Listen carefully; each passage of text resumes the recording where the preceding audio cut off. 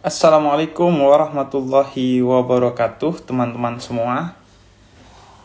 Iya, pada siang hari ini saya akan live bersama seorang pendeta, seorang pastor Katolik, dan seorang biksu Buddha untuk kemudian kita ngobrol bareng dan di jam 2 nanti mengajak teman-teman semua untuk ikut doa bersama yang digagas oleh Menteri Agama bersama nanti seluruh tokoh agama di Indonesia di YouTube-nya Kementerian Agama. Nanti kita doa bersama di sana demi kebaikan kita semua.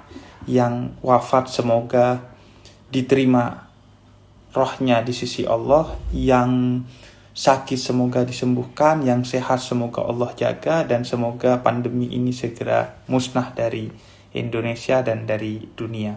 Kita akan mengajak semua agama untuk berdoa sesuai dengan keyakinan masing-masing dan yang terpenting dari rumah masing-masing.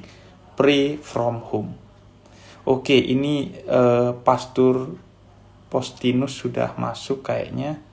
Kita ajak beliau.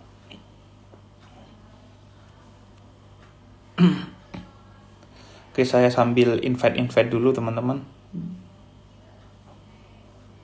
Oke, Bang Yeri juga. Oh, sudah masuk semua. Oke. Bang Yeri. Oke, kemudian Pastor Postinus. Jadi, halo. Halo. Siang. Selamat Halo, siang. Sahabat. Apa kabar? Kabar. Biksu, Habib, Pastor. Halo, Pas. Halo, Salam kenal ya. Salam Semua siang, ya, Mas. sahabat ya. Bapak Pendeta, Bapak Biksu, Selamat selamat siang. siang. Salam sehat. Salam sehat, salam kenal. Oke, aku perkenalkan Salam kenal. satu persatu terlebih dahulu ya. Nah, Mangga. di sebelah saya ada Biksu Swansyu. Nah, sahabat saya dan kita sudah sempat ngobrol-ngobrol di YouTube saya di Jeda Nulis.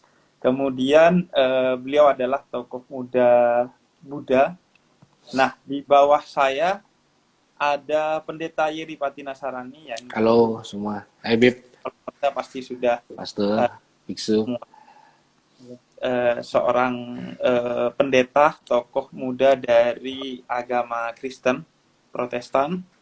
Dan satunya lagi adalah Pastor Postinus, sahabat saya. Kita sering mention-mentionan di Twitter, tapi saya baru tahu kalau beliau juga ada Instagram. Dan akhirnya kita janjian untuk ketemu di Instagram, nongkrong bareng sekarang dan doa bersama nanti. Beliau adalah tokoh muda agama Katolik. Nah, pertama-tama saya mau mengucapkan terima kasih buat pastor, pendeta, dan biksu yang hadir. Meskipun dadakan nih, Ya. tapi kebaikan selalu ada jalannya meskipun dadakan. Nah, sekaligus buat teman-teman, ini sengaja saya dadakan gagas karena tadi dapat informasi bahwa jam 2 nanti Menteri Agama Gus Yakut itu akan menyelenggarakan doa bersama lintas agama. Dan rencananya Bapak Presiden juga ikut di YouTube Kementerian Agama, nanti akan disiarkan. Doa bersama ini ditujukan untuk kebaikan kita bersama di tengah kondisi yang sedang kurang baik, di mana kita mendapatkan kabar hampir setiap hari atau bahkan mungkin beberapa jam sekali kawan kita, saudara kita, orang di luar sana yang wafat, sakit, positif COVID dan lain sebagainya. Kita ingin semua ini segera berakhir dan semua yang sakit disembuhkan serta yang wafat semoga diterima di sisi Tuhan. Nah, pertama-tama aku mungkin ke yang belum sempat hadir di YouTube aku, Pastor Postinus. Pastor, apa kabar, Pastor?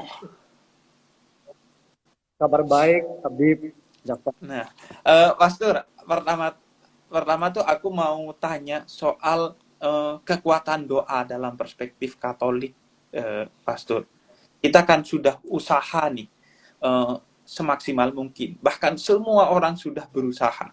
Dari pemerintah, dari warganya, dari ormas-ormasnya. Semua kita sedang berusaha bahu-membahu untuk menyelesaikan masalah pandemi COVID-19. Nah, tentu usaha itu akan terus kita lakukan dan terus kita kembangkan. Tapi kita sebagai umat beragama kan yakin bahwa salah satu bagian dari usaha yang harus kita lakukan dan tidak boleh kita abaikan adalah doa. Nah, kalau dalam perspektif Katolik, Pastor, mohon wejangannya tentang kekuatan doa.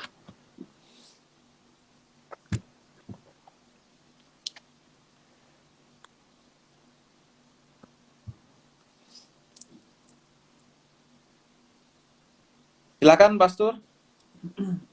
Ya, mangga. Uh, Baik, Habib, Bapak Biksu, dan Bapak Pendeta. Kalau dalam perspektif Katolik sebenarnya juga sama dengan saudara-saudari kami umat Kristen Protestan, bahwa kami merujuk pertama-tama dalam kitab suci, dalam Injil. Dan kalau kita melihat dalam Injil Matius misalnya, di mana ada dua orang berkumpul dalam nama Yesus, maka juga dia hadir, Tuhan Allah hadir di sana. Ya. Karena kalau kita melihat di dalam Injil Lukas bab 11 ayat 9 misalnya, itu sangat bagus. Dikatakan di sana, dan aku berkata kepadamu, berarti Yesus yang mengatakan begitu, mintalah, maka aku akan memberikan kepadamu. Carilah, maka engkau akan menemukan. Ketuklah, maka pintu akan dibukakan kepadamu.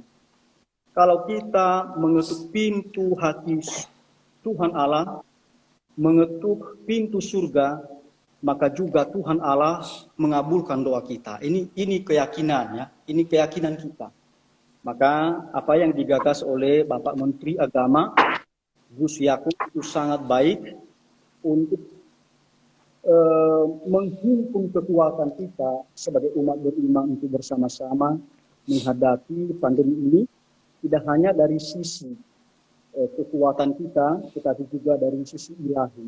Kita membiarkan rencana Allah terlaksana di dalam diri kita. Jadi itu untuk sementara. Oke. Pak Habib, Jafar, Bapak Pendeta, Bapak Biksu. Oke, terima kasih, Pastor. Kemudian ke Biksu Tuan Siu.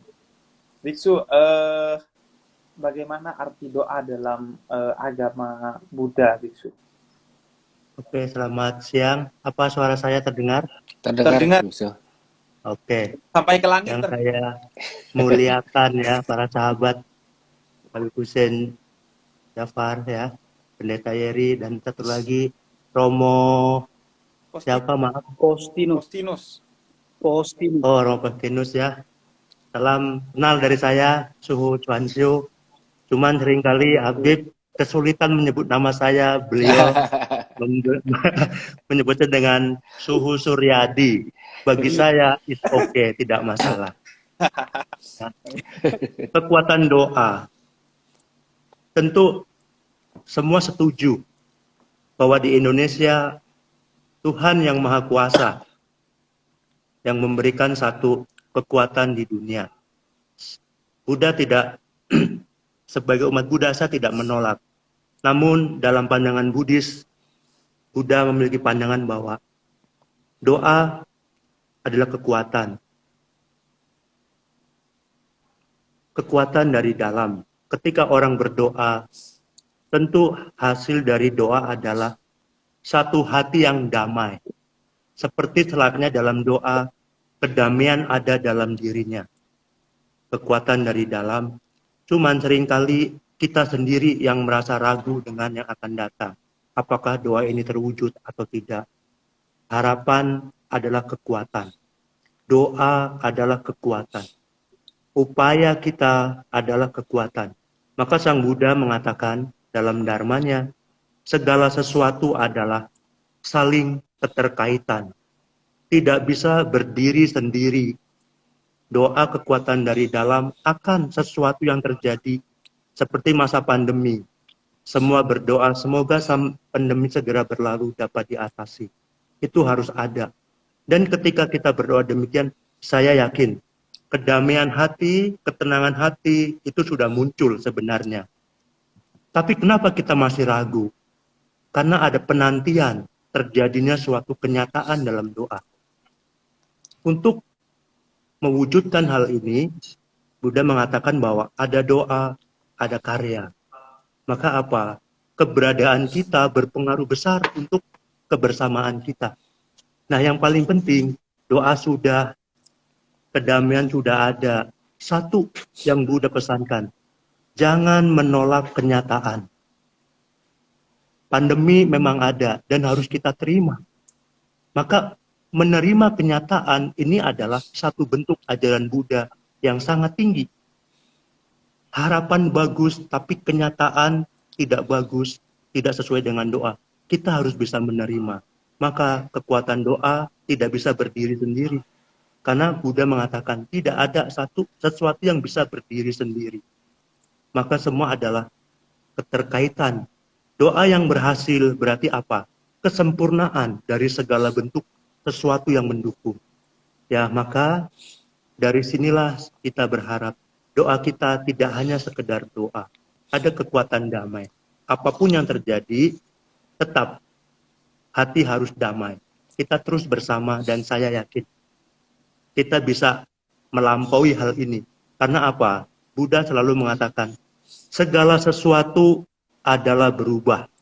Tidak ada yang abadi. Terkadang kita lupa, ya, kita lupa. Sesuatu sudah berubah, cuman keabadian dalam pikiran kita masih ada. Jadi saya berharap, mari kita berdoa, segalanya berubah. Kekuatan perubahan ini bisa mengantarkan kita dari karya ini menjadi satu kenyataan harapan kita. Tetapi juga harus tahu, harapan kita terwujud tidak berhenti sampai di situ. Dunia terus berubah. Perubahan ke dalam akan menjadi baik. Perilaku kita sangat mendukung. Satu orang berbuat buruk, satu dunia bisa hancur. Maka apa? Mari bersama sejukkan jiwa, sebarkan untuk semua. Yang merasa bersalah, membuka diri untuk meminta maaf. Yang merasa benar, terima maaf seseorang. Mereka yang buruk bisa berubah menjadi baik. Begitu juga sebaliknya, yang baik bisa menjadi buruk. Maka cara terbaik adalah mari menjadi insan, menjadi penyejuk jiwa, sebarkan ke siapa saja. Jangan memaksa orang itu untuk berubah. Nasihat harus, memaksa jangan. Banyak terjadi kekacauan karena memaksa. Ini sumber dari segala bentuk permusuhan. Maka dari doa juga tidak boleh melupakan sesuatu yang nyata sedang terjadi. Ya, jadi intinya apa? Segalanya berubah. Mari perubahan seperti apa yang kita inginkan. Karya kita harus menunjukkan tercapainya suatu doa dan harapan. Semoga ini yang bisa saya berikan, kita hadapi kenyataan dengan nyata. Disinilah musibah kadang menjadi berkah. Kenapa? Di situ kita merasa bahwa keberadaan kita menentukan orang banyak. Satu orang terluka, semua dunia bergetar. Maka jangan merasa besar dan mengabaikan yang kecil. Badan yang begini besar, ketika telinga sedikit sakit, semua jiwa meronta. Maka pesan saya, kita adalah sesuatu yang berkesatuan, tidak bisa berdiri sendiri. Maka harmoni menjadi kekuatan di negeri ini. Semoga Indonesia dengan doa kita, dengan segala usaha kita, pandemi bisa diatasi. Indonesia jaya, dunia damai, sejahtera. Ya, terima kasih. Terima kasih. Terima kasih, Biksu. Terima kasih. Terima kasih, Biksu. Saya sementara komentarnya agar kita agak ke distract oleh komentarnya. Oke. Kemudian selanjutnya kepada Pendeta Kerry. Oke. Itu kita ingin wejangannya dalam kekristenan, Pendeta Kerry. Silakan. Iya, pastinya doa berkaitan dengan iman. Dan dalam iman Kristen, dipercaya bukan hanya untuk mendapatkan sesuatu, tapi juga untuk melepaskan sesuatu. Jadi kita butuh iman bukan cuma untuk mendapat, tapi juga untuk melepas. Itu sebabnya dalam sudut pandang kekristenan, kekuatan doa tuh ada di jiwa besar menerima jawabannya, apapun itu. Makanya yang paling sulit adalah menerima, karena berdoa berbicara soal keinginan kita, tapi menerima berbicara soal kedaulatan Tuhan. Makanya dalam pelayanan Yesus dibuka dan ditutup dengan sebuah doa dan pernyataan yang sama. Ketika dia dibaptis, dia berkata, biarlah kehendak Tuhan yang jadi. Jadi ada hal-hal yang nggak dia sepakati, tapi di atas segalanya, biarlah kedaulatan dan kehendak Tuhan yang terjadi. Lalu di akhir pelayanannya pun di Taman Getsemani, dia berlutut dan berdoa, dia berkata, kalau boleh cawan ini berlalu, ini bukan sesuatu yang mudah, membutuhkan sebuah kedewasaan, kematangan cara berpikir, kedalaman karakter, paradigma, kedewasaan. Kalau boleh cawan ini berlalu, tapi biarlah kehendakmu yang jadi. Jadi doa harusnya membuat anak-anak Tuhan legowo dengan apa yang terjadi. Jadi selain kita memohon sebuah perubahan besar, doa juga mempersiapkan hati dan hidup kita untuk menerima sebuah kedaulatan yang ada dan sedang terjadi, bukan karena Tuhan jahat, tapi karena ada sebuah rencana yang indah. Saya tutup dengan ini, dia bekerja di dalam segala sesuatu untuk mendatangkan kebaikan buat orang-orang yang mengasihinya. Sekian dari saya, Bib. Iya, Terima kasih. Kalau kami dalam Muslim meyakini dalam salah satu ayat Quran, Oni astajib lakum, bahwa berdoalah kalian kepadaku, maka aku pasti akan menunaikannya. Aku pasti akan menjawab doamu. Hanya saja kadang doa itu dijawab bukan dengan waktu yang cepat, tapi dengan waktu yang tepat. Kadang orang kemudian tidak sabar menunggunya dan menganggap doanya tidak diterima. Atau karena doanya tidak sesuai dengan yang dia butuhkan, karena manusia adalah makhluk yang lemah dan bodoh, dia tidak tahu tentang apa yang dia butuhkan, maka biasanya Tuhan berikan apa yang dia butuhkan, bukan apa yang dia minta. Karena apa yang diberikan Tuhan pasti yang terbaik untuk dia. Sehingga kata Sayyidina Ali bin Abi Thalib, salah satu tokoh dalam Islam, beliau berkata, saya senang kalau doa saya dikabulkan oleh Tuhan, tapi saya lebih senang kalau doa saya tidak dikabulkan oleh Tuhan. Karena ketika doa saya tidak dikabulkan oleh Tuhan, berarti Tuhan berikan yang terbaik untuk saya. Ketika doa saya dikabulkan, berarti Tuhan berikan yang terbaik sebagaimana yang saya minta. Tapi ketika Tuhan yang mengabulkan sesuai dengan keinginannya, berarti itu yang terbaik untuk saya, karena yang memberinya adalah yang Maha Tahu. Nah, dan doa dalam Islam memang diyakini harus dengan seluruh kedamaian, dari hati yang damai, pikiran yang damai, bahkan dengan kata-kata yang damai. Tidak ada masalah doa dengan bahasa apapun. Tak mesti hanya dengan bahasa Arab, dengan bahasa Indonesia, bahasa Jawa, bahasa Sunda, atau tanpa bahasa sekalipun nggak apa-apa. Yang penting doa itu muncul dari ketulusan hati yang damai. Nah, sebelum kita beranjak, karena masih ada waktu, Pastor, saya mau minta satu komentar lagi. Bagaimana membesarkan hati umat Katolik di tengah pandemi yang begitu berat ini? Sebagian mereka ditinggalkan oleh saudaranya, bahkan orang tuanya. Bagaimana kita menghadapi pandemi ini sebagai seorang umat Katolik dalam perspektif Pastor?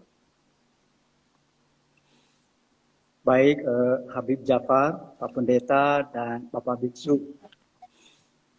Saya juga berulang kali menyampaikan ini kepada umat. Kalau saya dikirim ke WhatsApp, atau juga kalau saya tulis di Twitter saya. Apa yang saya tulis sebagian besar misalnya seperti begini. Kita bersyukur pada saat-saat ini bahwa kita berkumpul bersama keluarga.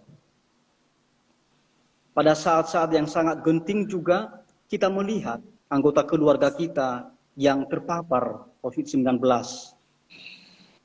Mereka mengharapkan kehadiran kita.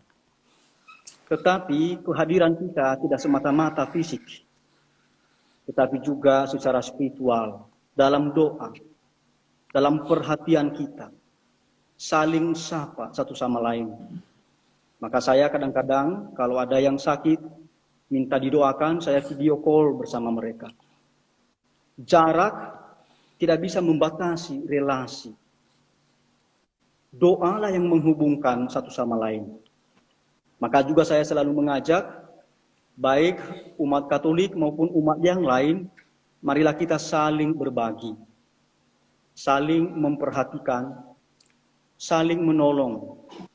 Saat-saat ini yang kita butuhkan adalah kehadiran, perhatian, dan perhatian ini dilandasi dengan cinta, kemanusiaan, persaudaraan. Kita tidak bisa melihat lagi sekat-sekat agama, tetapi kita adalah sebagai manusia yang dilahirkan oleh Bapa yang sama, Tuhan Allah. Maka saya berpesan kepada semua umat, tidak hanya umat Katolik, marilah kita saling membantu, saling menolong, dan hadir dalam saat-saat yang penting ini. Kita bisa optimis keluar dari saat-saat sulit ini. Amin. Pastor, satu lagi yang juga penting untuk umat Katolik, dan nanti saya minta dari semua tokoh agama juga untuk umatnya masing-masing. Ini kan Kementerian Agama bikin namanya Pray from Home, doa dari rumah. Karena masih kita mungkin ada yang sebagian masih memaksa untuk pergi ke rumah ibadah masing-masing untuk beribadah. Bagaimana himbauan dari Katolik untuk kita beribadah di rumah tersebut, Pastor? Baik. Saya beberapa kali menyampaikan kepada umat, bahkan sebelum pemerintah mengeluarkan aturan PPKM, itu Keuskupan Bandung, umat Katolik Bandung sudah tidak beribadat lagi di rumah ibadat, tetapi semua beribadat di rumah masing-masing, berdoa di rumah. Mengapa? Karena kita mesti mentaati. Karena mentaati apa yang baik, apa yang benar, apa yang bijak, itu juga adalah bagian dari iman. Saya menghimbau pada semua umat Katolik dimanapun Anda berada, marilah kita taat, marilah kita mentaati protokol kesehatan, kita berdoa dari rumah kita masing-masing, dan berusaha untuk menjauhi kerumunan. Memakai masker, saya selalu memakai masker, yaitu hanya karena saya sekarang sendiri, tapi saya selalu memakai masker dimanapun, selalu ada di kantong saya. Karena dengan demikian, kita juga mengurangi penyebaran dari COVID-19 ini. Saya yakin umat Katolik mentaati ini. Tuhan memberkati Anda semua. Amin. Oke, terima kasih Pastor. Kemudian ke Pendeta Yeri mungkin. Pendeta Yeri, pertama soal itu ibadah di rumah terlebih dahulu, perspektif Kristen, Pendeta Yeri.